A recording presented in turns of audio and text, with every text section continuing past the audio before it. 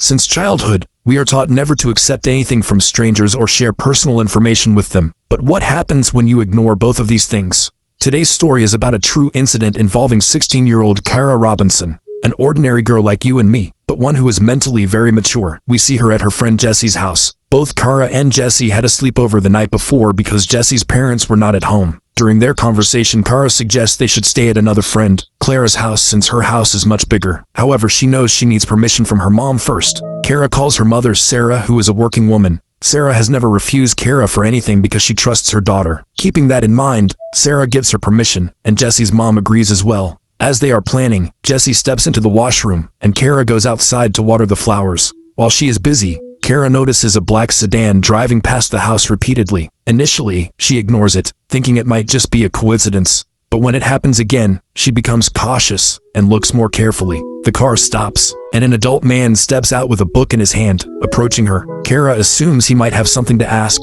The man approaches her and asks, "Are your parents at home?" Kara replies honestly, "No, this isn't my house. It's my friend's house." And that's where she makes a critical mistake. Suddenly, the man points a gun at her neck. He gets closer and says, "Get into the car quietly, or I'll shoot you right here." Kara freezes. She silently walks to the car and gets in. She knows that screaming could risk her life, and at that moment, she isn't ready to take that chance. The man drives away, and Kara begins crying silently in the trunk. She doesn't know where she's being taken or what will happen to her. At one point, the car stops near a bridge, and Kara contemplates running away, but fear holds her back. What if he shoots her? Before she can act, the man opens the trunk, ties her hands and legs, and stuffs her into a plastic storage container. Back at Jesse's house, Jesse comes out of the washroom and notices Kara is gone. The water Kara was using to water the plants is still running. Jesse knows Kara wouldn't leave without telling her, and she starts feeling uneasy. Panicked, she calls Kara's mom, Sarah, and explains everything. Sarah, without wasting any time, contacts the police. The police arrive at Jesse's house but aren't convinced that Kara has been abducted. They assume she might have run away from home or gone somewhere with a boyfriend. Frustrated, Sarah calls Kara's boyfriend Ryan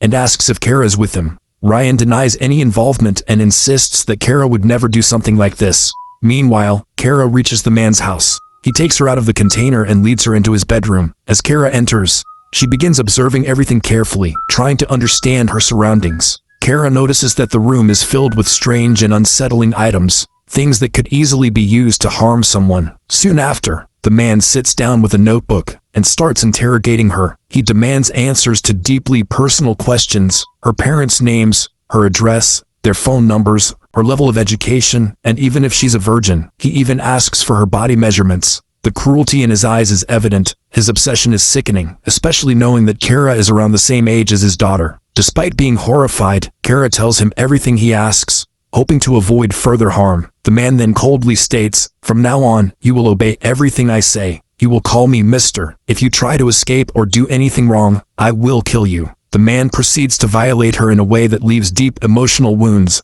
that Kara knows she will carry for the rest of her life. When it's over and Kara regains some composure, she begins to notice things in the room. There's a hairbrush with strands of hair on it, and some cream typically used by women. This convinces Kara that another girl lives in this house, but she doesn't know who it is or where she might be. Afterward, the man leads her out to the living room, where he forces her to sit on the sofa and watch adult movies with him. Meanwhile, Kara's mind races. She knows that the longer she stays here, the worse things will get. She begins to observe her surroundings, desperately looking for an opportunity to escape. However, the man shadows her constantly, leaving her with only 2 or 3 minutes of freedom at a time, nowhere near enough time to make a move. Kara realizes she must be strategic. She starts engaging him in conversation, pretending to go along with everything to gain his trust. When she asks for his name, he surprisingly tells her, Johnny. He says he owns a shop, but when she tries to ask about his family, he quickly shuts her down. Johnny is no fool. He knows exactly why she's asking. He warns her, "When I'm done with you, I'll let you go.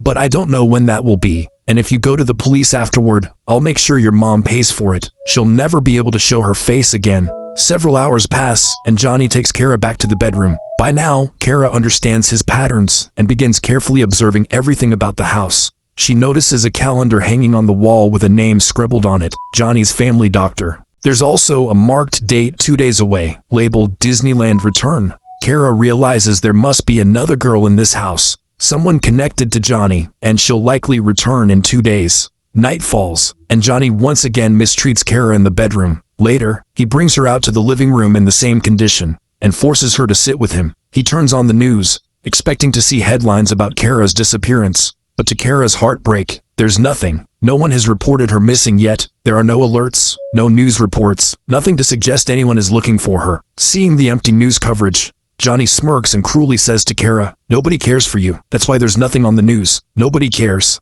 These words hit Kara hard, and she breaks down. It's been over 12 hours since she went missing, and it seems like no one is searching for her. Meanwhile, on the other side, we see Kara's mother, Sarah, desperately trying to convince the police that something terrible has happened to her daughter. She connects with all her sources begging for help, but no one takes her seriously. After much pleading and persistence, an old police officer finally agrees to file a report and officially starts investigating the case. The scene shifts back to Kara, who is about to face the scariest night of her life. Johnny allows her to go to the washroom, alone. This is a golden opportunity for her to escape, but something holds her back. When she returns, Johnny is enraged. He tortures her more, and presses a gun to her head. He threatens her, saying, "If you try anything, I've recorded everything. I'll leak it, and you'll regret it forever." Kara apologizes, but Johnny continues his cruel behavior. He torments her with strange and painful methods before tying her hands and legs and forcing her to sleep beside him. Exhausted from the ordeal, Kara eventually falls asleep. When morning comes,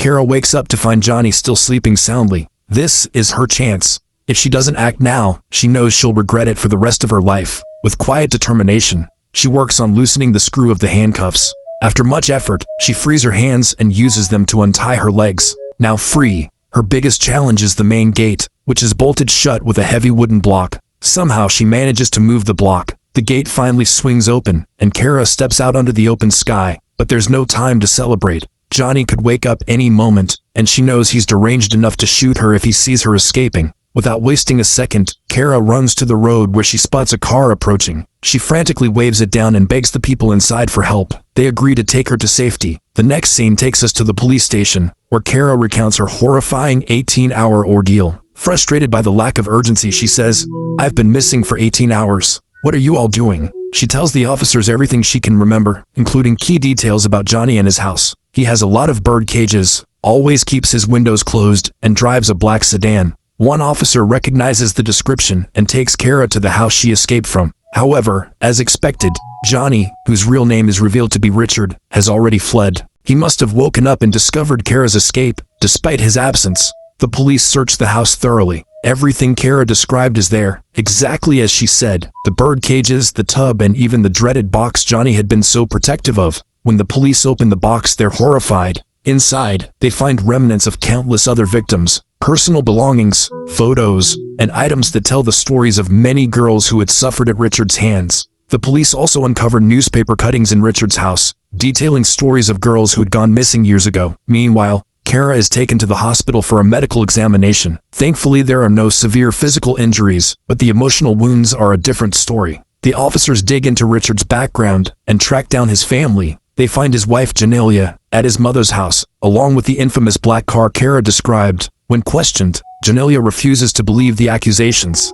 insisting that Richard is a good-hearted family man. However, her sister reveals a key detail. She had spoken to Richard the previous night, and he mentioned staying at a motel. The police race to the motel but find no sign of him. It seems Richard had been tipped off. Meanwhile, Kara begins her journey back to a semblance of normalcy. However, her friends' whispers and judgmental looks make it difficult. The police advise her to stay at home for her safety, as Richard is still on the loose. But Kara feels suffocated. The constant reminders of being a victim weigh heavily on her, even though she knows she is a survivor. Meanwhile, the police receive intel that Richard is back in the city. Officers are deployed throughout the area, and after a tense operation, he is finally apprehended. However, instead of facing justice, Richard chooses an easy way out. He takes his own life. Kara isn't satisfied with his escape. She wanted the world to witness his evil, to learn from it, and to ensure no one else would suffer as she had. Friends, this entire story is based on a true incident that happened in America in 2002. How did you like this story? Let us know in the comments below.